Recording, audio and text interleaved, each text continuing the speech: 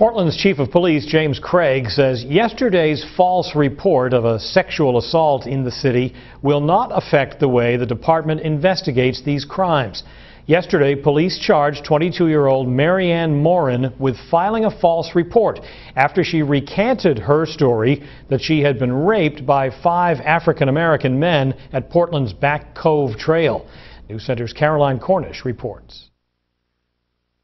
What was once a rape investigation is now a question as to why 22-year-old Marianne Morin, seen here in a picture on her Facebook page, would make up the story that she was the victim of a violent crime.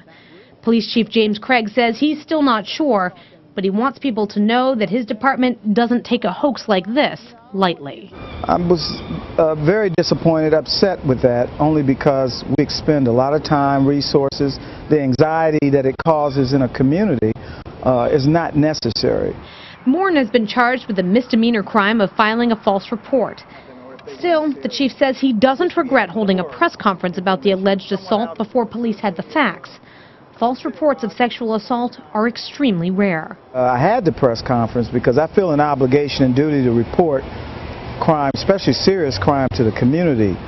You need to know, the community needs to know. And the chief wants real victims of sexual assault to understand that regardless of what happened in this case, his department will take all accusations of sexual assault seriously. I view a sexual assault crime like I would a homicide. They're very violent, intrusive, and certainly I want the community to know, I want the victims to know that we take that crime very seriously. Advocates for victims of sexual assault say that's a message they hope victims understand. Cyndi Amato of Sexual Assault Response Services says well-publicized false reports of rape can have a chilling effect on real victims of crime, who often fear that they won't be believed. It is frustrating. It's frustrating to have to talk about false reports when 1 in 5 Mainers report that they've been a victim of sexual assault in their lifetime. 1 in 5 people, that's an epidemic level, and we're talking about one person who made a false report. One person who has now been charged with the crime herself. In Portland, Caroline Cornish, News Center.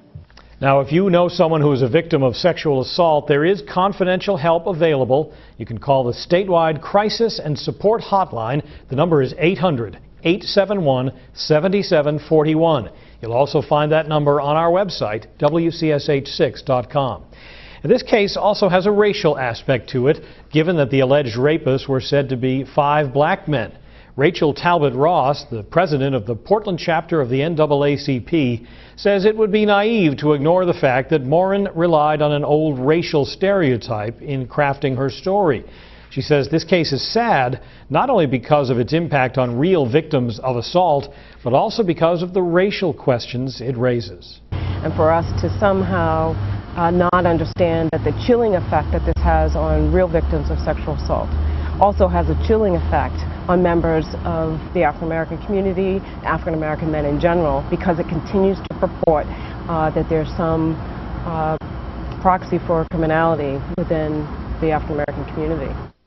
Talbot Ross also says it doesn't matter that the accuser is also an African-American. She says racism can be internalized.